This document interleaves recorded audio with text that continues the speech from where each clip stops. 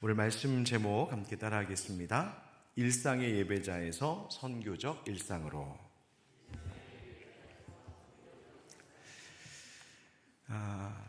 사진 하나 보여드리겠습니다. 우리 교회 첫 주일 예배 주보입니다.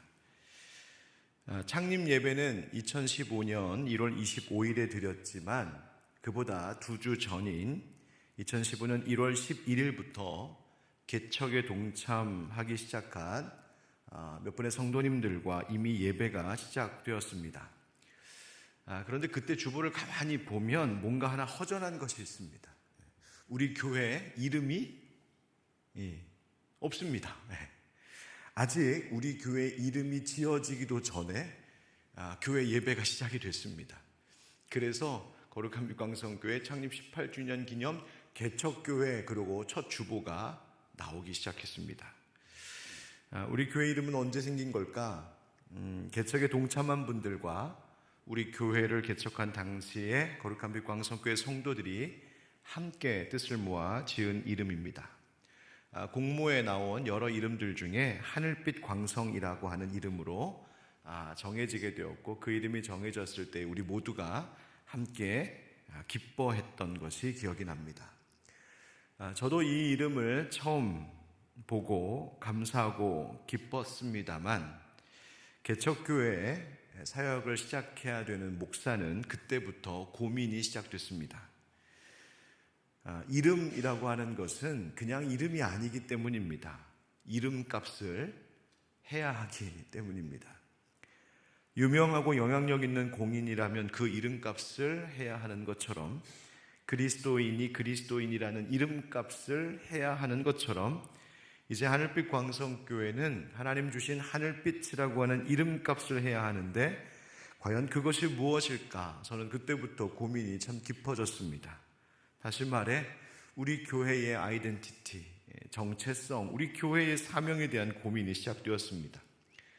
성도들과 함께 예배하며 기도할 때마다 그것을 위해 기도했습니다. 당시 동역했던 교역자들과 회의를 하고 토론할 때마다도 그것이 주제였습니다.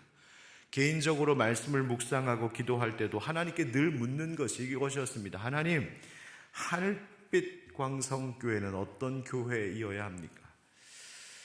그렇게 함께 마음을 모아 기도할 때에 하나님 주신 말씀이 있었는데 그 중에 하나가 바로 이 말씀이었습니다. 베드로전서 2장 5절에 우리 한번 같이 읽어보실까요? 시작. 너희도 산돌같이 신령한 집으로 세워지고 예수 그리스도로 말미암아 하나님이 기쁘게 받으실 신령한 제사를 드릴 거룩한 제사장이 될지니라. 아멘. 우리 각 사람이, 그리고 우리가 함께 산돌같이 신령한 집으로 세워지어야 한다고 말씀하십니다.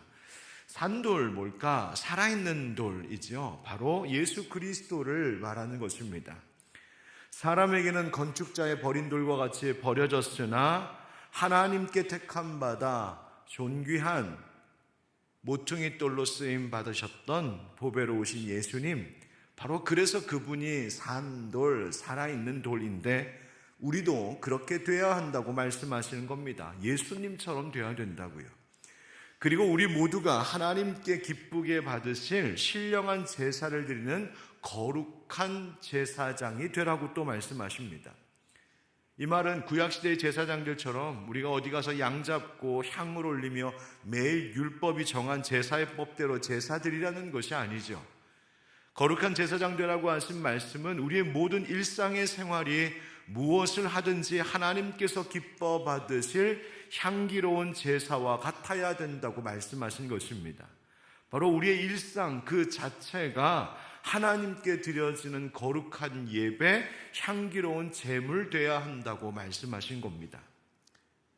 그리고 함께 기도할 때에 또 하나의 말씀을 받은 것이 바로 오늘 본문의 말씀입니다. 8절에 너희가 전에는 어둠이더니 이제는 주 안에서 빛이라, 빛의 자녀들처럼 행하라 하신 말씀입니다. 우리가 본래 어둠이었답니다. 세상에 죄악된 것에 빠져 있으면서도 그것이 어둠인지 그것이 망하는 길인지조차 몰랐던 것이 무지한 우리였습니다. 심판과 멸망, 죽음으로 내달리고 있으면서도 그냥 살면서 열심히 살면 되겠지, 남들만큼만 하며 살면 되겠지, 그게 옳은 것인 줄 알았고 그게 최선인 줄 알았던, 영적으로 무지했던 것이 바로 우리였습니다. 그래서 우리가 어둠이었습니다. 그런 우리를 위해 하나님께서 예수님을 보내주셨습니다. 그런 우리를 살려주시려고 예수님을 십자가에 죽게 하셨습니다.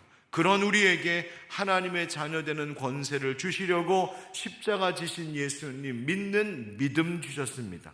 바로 그것이 저와 여러분에게 하나님 아버지께서 주신 사랑이었습니다. 예수 사랑. 그래서 이제는 그 예수, 우리 주님 안에서 빛이라고 말씀하십니다. 어둠에서 불러내 빛 가운데 있는 자들이 바로 우리 그리스도인이라고 말하고 계신 거죠.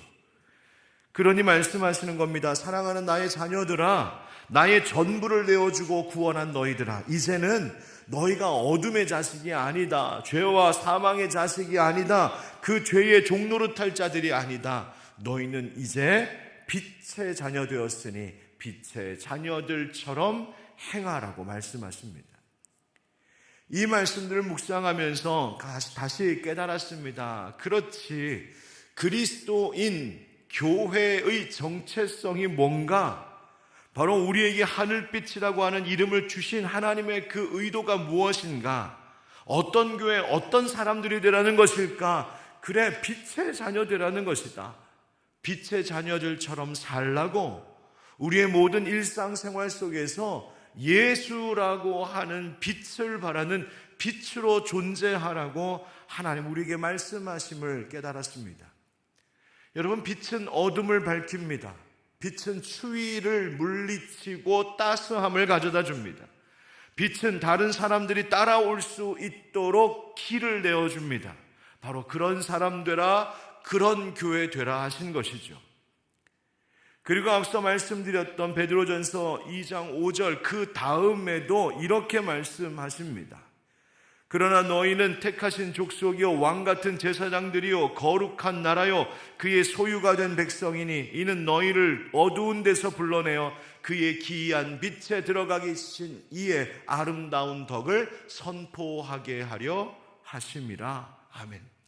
너희를 어두운 데서 불러내셨다 말씀하시죠. 그것이 교회의 의미입니다.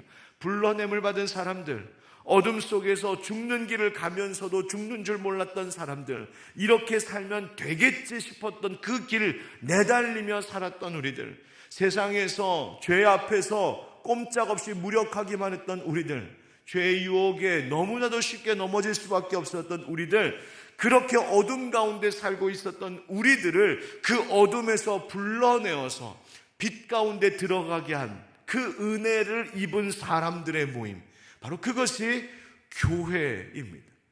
그래서 우리 교회가 뭘 해야 될까?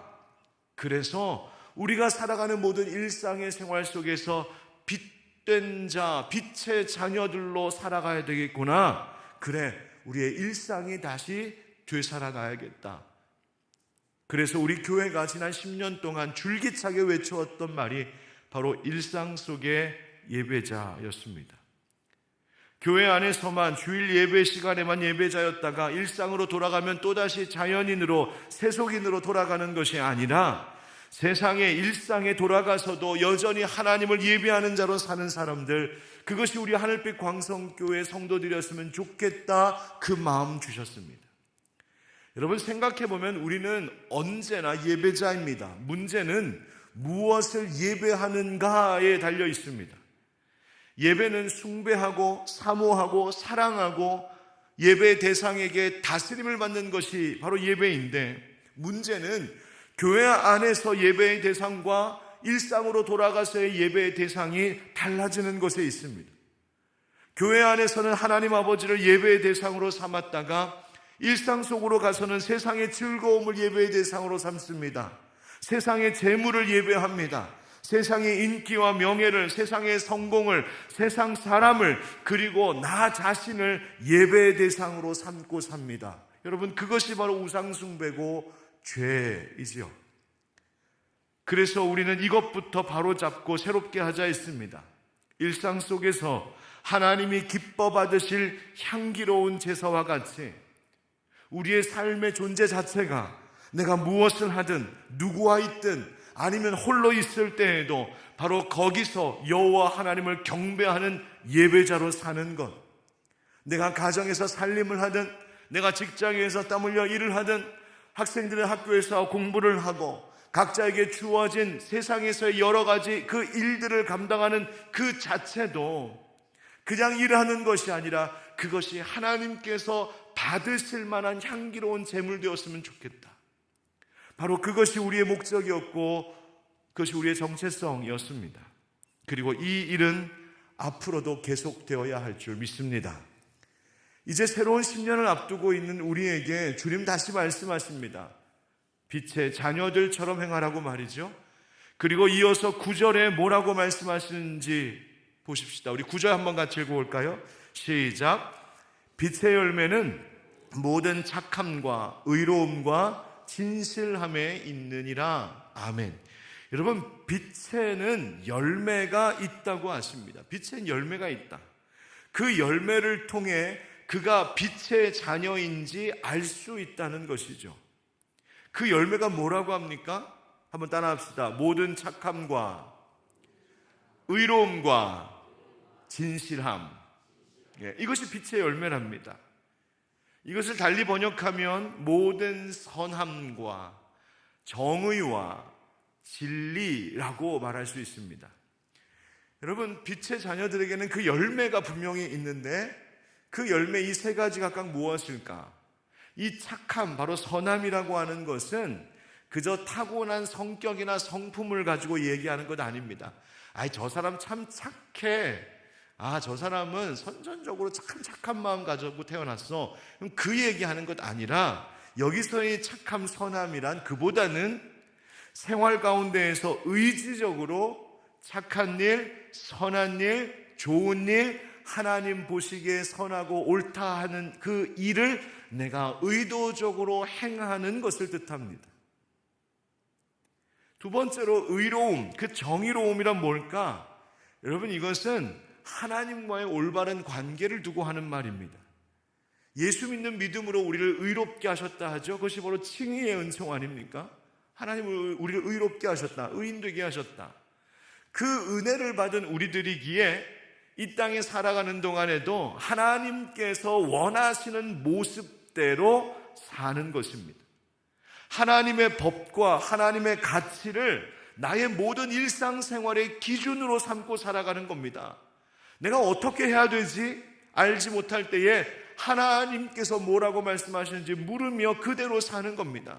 이것을 선택해야 될까 저것을 선택해야 될까 할 때 그 기준이 언제나 하나님의 뜻은 어디에가 있고 하나님의 시선은 어디에 있는가, 그것을 물으며 살아가는 것입니다. 그리고 그대로 사는 것이죠.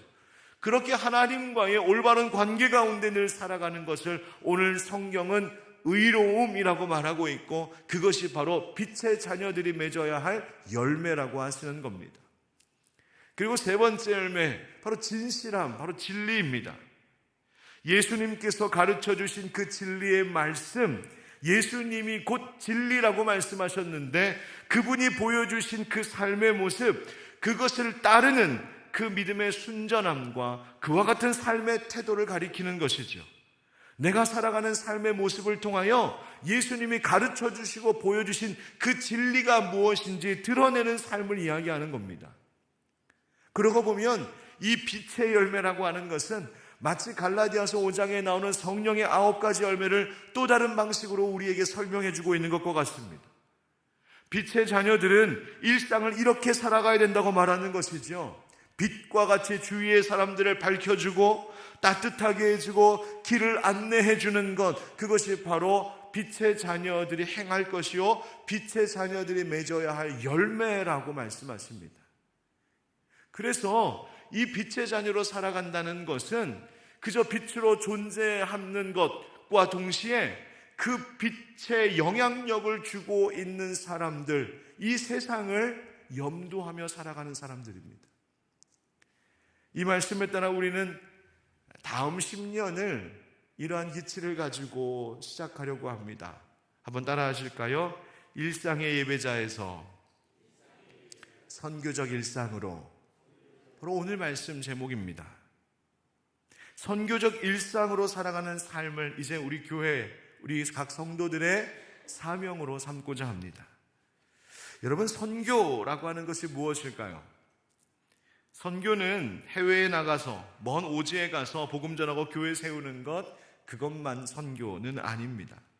선교는 지금 우리가 있는 자리에서 할 수 있고 여기서부터 시작하는 것이 선교입니다. 예수님께서 사도행전 1장 8절에 분명히 말씀하셨죠. 땅끝까지 이르러 내 증인이 되라고 하셨습니다. 그런데 예수님께서 하신 말씀을 가만히 생각해 보십시오. 너희 여기는 내버려 두고 여기는 더 이상 관심 두지 말고 여기는 뒤로 하고 저 멀리 땅끝까지만 가서 내 증인이 되라, 그렇게 말씀하시지 않으셨습니다. 예수님 분명히 말씀하셨어요. 예루살렘과 유다와 사마리아와 땅끝까지. 어디부터 시작하라는 것입니까? 내가 있는 이 자리서부터입니다. 선교는 내가 있는 지금의 이 자리에서부터 시작되는 겁니다. 예루살렘에서부터, 그리고 유대로, 그리고 사마리아로, 그리고 땅끝까지 이르는 것이죠. 다시 말해 선교란 내가 살고 있는 이 자리, 내가 익숙한 이 자리, 내가 늘 반복적으로 내 일과를 살아내고 있는 나의 일상 그 자체가 선교지라는 말입니다. 그래서 저는 종종 생활 선교라고 하는 말을 하기도 합니다. 바로 우리의 생활이 내 성품과 나의 인격이 고스란히 드러나고 있는 나의 삶의 자리가 사실은 선교지입니다. 그러기에 우리의 일상이 바로 선교적 일상이 되어야 합니다. 매일의 생활이 무엇을 하든지 내가 그리스도의 증인되는 것, 복음이 전해지는 것, 내가 뭘 하든지 그것을 통하여 예수님 자랑하게 되는 것, 여러분, 그것이 우리의 일상생활의 모든 것에 추구하는 목적이 되어야 한다는 말입니다. 앞서 함께 보았던 베드로전서 2장 9절 말씀에 보면 또한 주님 이렇게 말씀하시죠. 너희를 어두운 데서 불러내어 그의 기이한 빛에 들어가게 하신 이의 아름다운 덕을 선포하게 하려 하심이라. 왜 우리를 빛으로 부르셨다고요? 하나님 아버지의 아름다운 덕을 뭐하게 하려고? 선포하게 하려고. 이 아름다운 덕이라고 하는 것은 뭘 말하냐면 하나님 아버지께서 이루신 그 일을 두고 하는 말입니다. 하나님 아버지의 업적이라고 번역할 수 있습니다. 하나님의 이루신 일, 하나님의 놀라운 사랑과 능력, 예수 그리스도를 통하여서 어둠 가운데 있던 나를 빛으로 옮기신 그 하나님의 구원의 역사, 바로 그것을 널리 선포하라고, 널리 알리라고 우리를 부르셨답니다. 그것이 주님이 우리를 구원하신 목적이랍니다. 그 선교가 우리가 불러냄을 받은 빛의 자녀들 된, 우리가 하늘빛 광성교회 된 그 목적이요 사명이라고 주님 말씀을 통해 우리에게 확인시켜주고 계십니다. 여러분, 교회는 본질적으로 크게 두 가지를 위해 존재합니다. 하나는 예배이고 하나는 선교입니다. 여러분, 예배는 그 예배의 행위 자체가 곧 선교적인 의미를 가지고 있습니다. 왜? 구별된 날, 구별된 곳에 와서 구별된 행동을 하고 있는 구별된 집단이 바로 우리입니다. 지금 오늘 1월 19일 이 오전 이른 시간에 따뜻한 집에 있지 않고 추운 길을 헤치고 이곳까지 와서 남들이, 세상 사람들이 하지 않는 행동과 세상 사람들이 부르지 않는 노래와 세상 사람들이 말하지 않는 것을 말하면서 하나님께 예배하고 있는 이 모습, 여러분, 이것 자체가 세상을 향하여서 우리가 빛의 자녀들임을 선포하는 선교적 의미가 있습니다. 여러분, 집에서 이러지 않습니까? 집에 믿지 않는 가족이 있을 때 내가 주일 아침에 예배 드리려고 나오면은 당신은 어디가? 묻습니다. 나 교회 가. 뭐하러? 예배 드리러. 아니, 왜 당신은 맨날 교회 가서 뭐 예배 드린다고 가는 거야? 뭐라고 합니까? 나 예수 믿는 사람이야. 여러분, 그게 하나님께서 이루신 아름다운 덕을 선포하는 일입니다. 다 교회가. 난 이 시간이면 하나님께 나가 예배하는 사람이야. 직장에서도 가끔 직장 동료들이 물을 때 있지 않으십니까? 이번 주말에 뭐해? 우리 어디 뭐 등산이나 갈까? 낚시나 갈까? 안 돼. 나 이번 주일에 가서 교회 가서 예배 드려야 돼. 아니 왜 당신은 주일에 일요일에 쉬지 않고 왜 늘 교회 가서 예배 드리는 거야? 한 주쯤 빠지면 안 되나? 피곤할 텐데, 힘들 텐데, 당신도 놀고 싶을 텐데 왜 당신은 예배 드리려고 하는 거야? 나 예수 믿는 사람이야. 나 예수 믿는 사람, 나 빛의 자녀야. 그걸 직접적으로 이렇게 표현하지 않더라도 내 삶의 행동과 내 일상의 모습을 통하여 그것이 드러나는 것이죠. 예배하는 내 모습이 곧 선교가 됩니다. 왜 저 사람은 쉬고 싶을 텐데 예배 드리러 갈까? 그 궁금증을 갖게 하고 그렇게 구별된 모습으로 세상의 무리와 다른 모습으로 나의 일상을 살아가고 있는 예배의 그 모습 자체가 이미 선교입니다. 또 거꾸로 뒤집어 생각하면 그 선교의 궁극적인 목적은 또 무엇일까요? 그것은 성삼위일체 하나님을 예배하는 자들을 세우기 위해서입니다. 여러분 생각해 보십시오. 천국에 가면 선교는 아마 더 이상 필요 없을 겁니다. 그러나 예배는 계속될 것이죠. 무엇을 말하는 건가요? 결국 이 땅에서 우리의 선교의 궁극적인 목적은 이 땅 가운데 우리에게 허락하신 그 모든 영혼들이 하나님 아버지 앞에 서서 예수 그리스도의 이름을 찬양하고 하나님을 높여 올려드리는 참된 예배자로 세우는 것. 모든 이들을 하나님 예배하는 예배자들로 세우는 것이 선교의 궁극적인 목적입니다. 이렇게 예배와 선교는 늘 함께 있는 것이죠. 그러기에 일상의 예배자가 된다는 것은 결국 선교적 일상을 사는 사람들이어야 합니다. 여러분 한국교회 위기에 대해서 많이 말하면서 여러분 많이도 들으셨죠? 바로 선교적 교회 많이들 말합니다. 우리 교회도 그렇습니다. 우리도 미셔널 처치, 선교적 교회 되어야 된다고요. 그렇다면 여러분 선교적 교회의 시작이 어디일까? 바로 우리의 일상이 선교적 일상으로 변화되는 것부터입니다.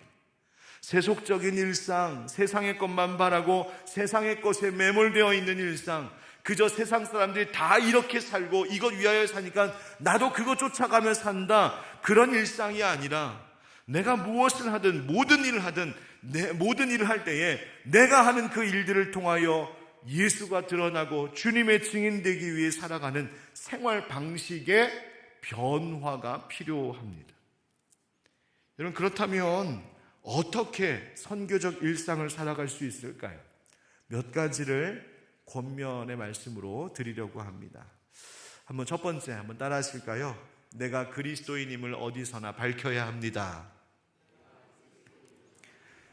여러분 빛은 그 정체를 숨길 수 없습니다. 숨겨서도 안 됩니다. 빛은 티가 나고 티가 나야 합니다. 예수님께서 마태복음 5장에 너희는 세상의 빛이라고 말씀하시면서 예수님을 따르는 그리스도의 제자들에게 너희는 세상의 빛이라고 말씀하시면서 이어하신 마태복음 5장 15절의 말씀이 있습니다. 우리 한번 같이 읽어보십시다. 시작. 사람이 등불을 켜서 말 아래에 두지 아니하고 등경 위에 두나니 이러므로 집 안 모든 사람에게 빛이 느니라. 아멘. 등불을 켜면 말 아래에 두지 않는답니다. 여기서 말이란 우리가 옛날에 쓰던 돛박을 이야기합니다. 이렇게 바가지 같은 것이죠. 그러니까 이 불 켜놓고 돛박으로 바가지로 덮어 가리지 않는다는 겁니다. 빛은 높은 곳에 두어서 모든 집안 사람들에게 비춰져야 한다고 이야기합니다. 여러분 이 말씀이 무슨 뜻일까요? 네가 예수 그리스도를 따르는 그리스도인임을 그 정체를 숨기지 말라 하시는 겁니다. 그저 군중 속에 감춰진 그리스도인으로 살지 말라는 것입니다.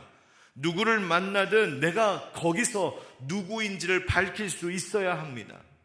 나의 이웃, 동네 사람, 친구 앞에서 내가 그리스도인임이 분명해야 합니다. 자주 가는 마트의 직원 앞에서, 단골 식당 주인 아저씨 앞에서, 아이들의 친구, 부모님들 앞에서, 아이들 학교 선생님들 앞에서 내가 그리스도인임을 밝히셔야 합니다. 직장 동료 앞에서, 취미생활하는 동아리 멤버들 안에서, 아파트 경비 아저씨에게, 정기적으로 가는 병원의 의사 선생님과 간호사 선생님 등 앞에서 내가 예수 그리스도를 믿는 그리스도인임을 드러내야 합니다. 그런데 우리는 실제로 어떨까요? 혹시 여러분, 내가 그리스도인임이 탄로날까봐 숨지 않으십니까? 내 직장 동료들이 내가 교회 다니는 사람인 것을 알까봐 숨죽이고 사신 분은 없으십니까? 내 이웃과 늘 만나는 사람들, 일상 속에서 늘 부딪히며 오고 가는 사람들이 내가 예수 믿는 사람, 그리스도인이라는 것을 알게 될까봐 혹시 조용조용 가리고 다니진 않으셨습니까? 왜? 들키면 불편하니까? 부끄러우니까? 혹시 심지어 같이 사는 가족들, 한 이불 덮는 부부 사이에서도 종종 서로가 서로를 보면서 저 사람 그리스도인 맞나? 하는 모습 있지는 않습니까? 여러분, 종종 우리 성도님들과 이야기를 나눌 때 가끔 이런 얘기 듣습니다. 목사님, 애들 때문에 무서워요. 왜 그렇습니까? 애들이 가끔 저한테 이런 말해요. 엄마 권사 아니야? 엄마 집사 아니야? 여러분, 가족들끼리도 그것이 갸우뚱하게 살아가는 우리의 삶의 모습이 있지는 않냐는 겁니다. 여러분, 일상 속에서 정체를 드러내십시오. 복음을 부끄러워하지 마십시오. 그리스도인임을 당당하게 밝히며 사십시오. 여러분, 예수 믿는 티 내며 사셔야 합니다. 어떤 식으로? 겸손과 사랑으로 티 내셔야 합니다. 섬김과 희생으로 내가 예수 믿는 자임을 밝히셔야 합니다. 올바름과 용서와 관용으로 내가 예수 믿는 예수의 증인임을 드러내셔야 합니다. 여러분, 선교적 일상의 첫 번째 발걸음, 그것은 내가 그리스도인임을 숨기지 않고 밝히는 것입니다.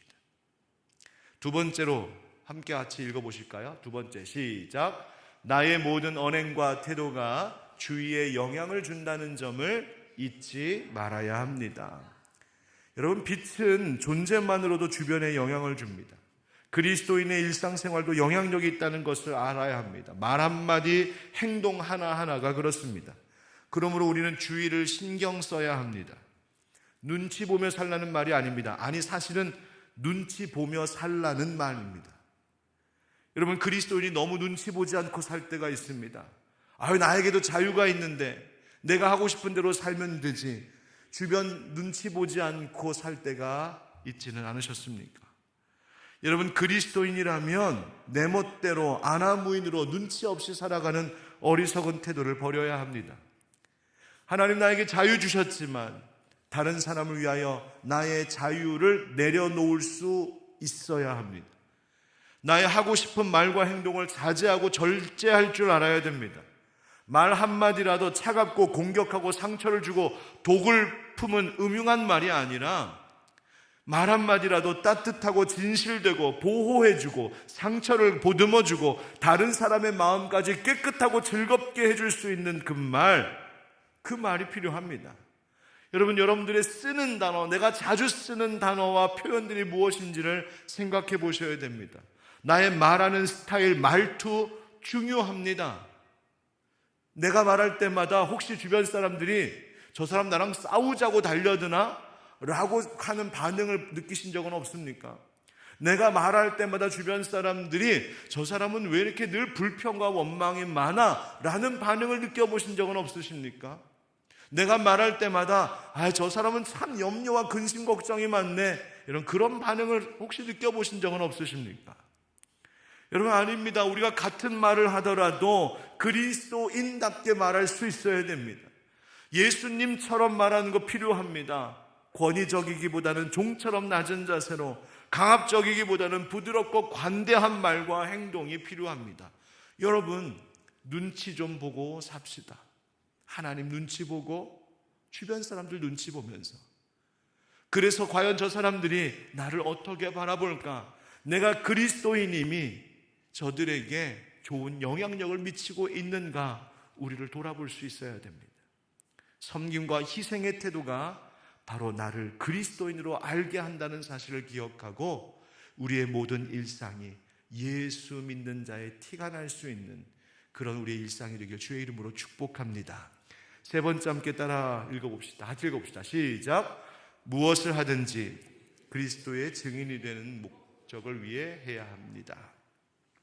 여러분, 예수님은 좋지만 교회는 나오지 않는 사람들이 있습니다. 성경은 좋지만 교회에 나와 설교 듣는 것 탐탁지 않아 하는 사람들이 있습니다.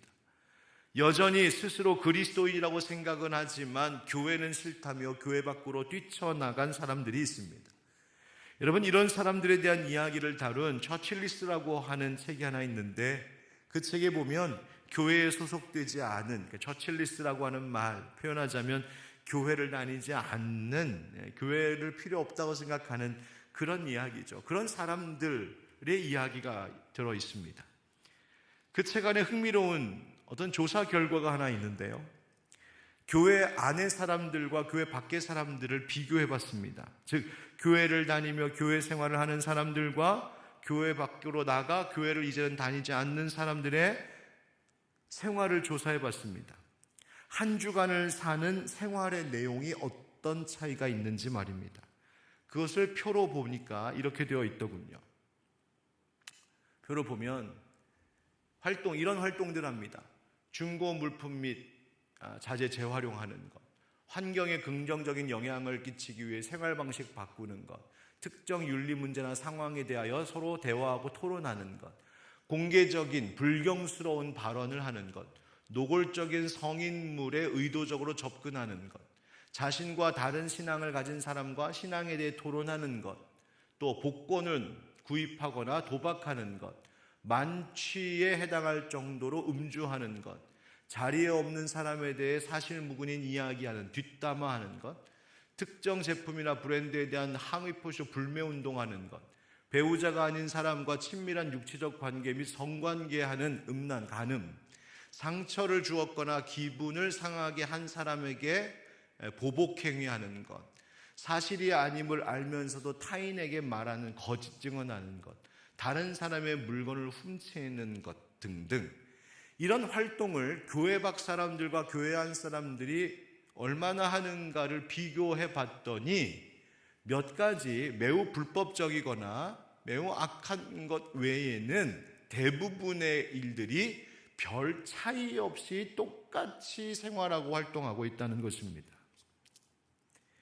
이 결과를 통하여서 알 수 있는 점은 교회 밖 사람들이나 교회 안 사람들의 생활 활동의 내용이 별로 다를 것이 없다는 겁니다. 몇 가지 항목을 제외하고는 교회를 다니지 않는 사람들과 교회 다니는 사람들 구별하기가 쉽지 않다는 겁니다. 인터넷이나 스마트폰과 같이 미디어를 사용하는 일에 있어서도 그렇고, 자기 개발을 위해 활동하는 것도 그렇고, 다른 사람 위해 봉사하는 것도 그렇고, 교회 밖 사람들과 교회 안 사람들의 생활 방식 보면 별반 차이가 없다는 겁니다. 여러분, 이 조사 결과를 통하여 이 책의 저자들이 말하고자 했던 것이 뭔지 아십니까? 그 첫째는 책망이었습니다. 아니, 어떻게 교회에 속한 사람들이 그렇지 않은 사람과 여러 면에서 별반 다르지 않을 수 있을까? 만약 과연 그렇다면 우리 그리스도인들, 교회를 다니는 사람들이 그렇지 않은 사람들에게 뭘 따라오라고 말할 수 있겠냐는 겁니다. 로마서 12장 2절에서 사도 바울은 분명히 말하기를 너희는 이 세대를 본받지 말고 오직 마음을 새롭게 함으로 변화를 받으라고 분명히 이야기하였는데, 세상과 뭔가 다른 점들이 있어야 되는데 실제로 살아가는 모습을 보면 크게 다를 것이 없다는 겁니다. 그런데 이 책에서 이야기하는 두 번째 이야기가 있습니다. 책망하기 위해서만 이 얘기를 한 것이 아니라 어쩌면 이것이 기회라고 말하기도 합니다. 이 두 그룹, 교회를 다니는 사람과 다니지 않는 사람 사이에 생활 반경에 별로 큰 차이가 없이 유사점이 있다는 것은 어쩌면 기회일 수 있다는 거죠. 이렇게 우리가 일상에서 세상 사람들과 유사한 생활을 하고 있기 때문에 교회 밖 사람들을 만날 수 있는 공통의 자리와 접촉할 수 있는 기회가 분명히 있지 않겠냐는 겁니다. 세상 사람들이 고민하는 것과 우리 교회 다니는 믿는 사람들이 고민하는 것 비슷하다는 것, 함께 경험할 수 있다는 것도 좋은 기회일 수 있다는 겁니다. 함께 이야기할 것이 있기 때문이죠. 바로 그렇게 유사한 공통의 자리들, 생활의 모습들, 공통된 삶의 모습들, 일상의 자리들, 바로 그것이 바로 아주 좋은 선교의 자리가 될 수 있다고, 선교를 위한 접촉점이 될 수 있겠구나라고 하는 것을 이 책을 통하여서 다시 한번 깨닫게 되었습니다. 그러면서 이 저자들이 이렇게 말합니다. 그런 면에서 황금률을 적용하여 교회 밖의 사람들에게 다가가면 됩니다. 입장을 바꿔 생각해서 교회 밖 사람들이 우리에게 해주었으면 하는 방법대로 그들에게 하는 것입니다. 황금률이 뭡니까? 마태복음과 누가복음에서 예수님 말씀하시는 남에게 대접을 받고자 하는 대로 너희도 남을 대접하라 하신 그 말씀, 이 황금률의 말씀, 세상 사람들과 너무나도 유사한 일상의 활동을 늘 하고 살아가는 우리 그리스도인들이라면 그 공통된 생활의 자리에서 황금률만 적용하며 살면 된다. 그들을 위하여 나를 내려놓고 섬기고 내가 대접받고 싶은 대로 대접하며 살아보자. 그렇게 권면하고 있습니다. 여러분, 우리의 모든 생활 속에서, 우리의 모든 이 일상생활 속에서 예수의 증인으로 살아가는 여러분 되시길 주의 이름으로 축복합니다. 네 번째, 마지막입니다. 한번 같이 읽어봅시다. 시작. 전도와 선교를 위한 구체적인 헌신이 있어야 합니다. 여러분, 나의 일과 중에 일주일, 한 달, 1년의 스케줄 속에 나는 과연 선교를 위해, 전도를 위해 어떤 구체적인 활동을 하고 있는지 돌아볼 필요가 있습니다. 선교적 일상이 되어야 된다라고 해서 그저 복음을 위한 생활하는 것, 그거 막연하게만 받아들여서는 안 됩니다. 내가 뭐 선교에 관심 있지, 내가 평소에 예수 믿는 사람으로 잘 살면 되지, 물론 그것이 시작이고 중요한 것이겠지만 여러분, 이제는 구체적으로 행동하는 것이 필요합니다. 어떤 행동? 여러분, 전도와 선교를 배우고 훈련해야 합니다. 전도 활동, 선교 활동에 여러분들이 시간을 들여서 적극적으로 참여하는 기회들이 있으셔야 합니다. 나의 일주일의 일정 속에, 한 달의 일정 속에 나는 과연 전도와 선교를 위해 뭘 했는지 내가 볼 수 있어야 합니다. 교회 안에서만이 아니라 사회와 이웃을 위한 봉사에 참여하는 것도 한 가지 일입니다. 물질의 헌신으로도 선교 사역에 동참할 수 있어야 합니다. 국내와 세계 선교를 위하여, 지역사회의 복지와 선교를 위하여서, 구제사역을 위하여서, 장학사역을 위하여서, 통일선교를 위하여서 나의 물질을 드리는 것, 구체적인 섬김을 통한 선교의 행함들입니다. 여러분, 그냥 막연하게 선교 좋지, 선교적 교회, 선교적 일상 좋지, 여러분, 그것 가지고 선교되지 않습니다. 이제는 나의 생활 속에 구체적인 선교를 위한 움직임들이 필요합니다. 여러분, 오늘은 이 네 가지를 권면하려고 합니다. 여러분의 정체성을 드러내십시오. 내가 그리스도인으로서 주변에 영향을 주고 있음을 잊지 마십시오. 내가 무엇을 하든지 나의 일상의 자리에서 그것이 예수를 위한 것 되게 하십시오. 그리고 구체적으로 전도와 선교를 위한 능동적인 행함이 우리에게 필요합니다. 예수님 말씀하셨습니다. 요한복음 20장 21절에 너에게 평강이 있을지어다. 아버지께서 나를 보내신 것 같이 나도 너희를 보내노라. 여러분, 창립 10주년을 맞이한 우리 하늘빛 광성교회, 그리고 우리 성도들을 향하여 오늘 주님 이 말씀하고 계십니다. 이제 나도 너희를 보내노라. 여러분, 우리의 일상부터 선교적으로 달라져 우리 교회가 선교적 교회가 되고 마침내 하나님께서 잘했다 칭찬하시는 우리 하늘빛 광성교회와 우리 모든 성도님들의 일상의 삶이 되길 예수 그리스도의 이름으로 축원드립니다. 아멘.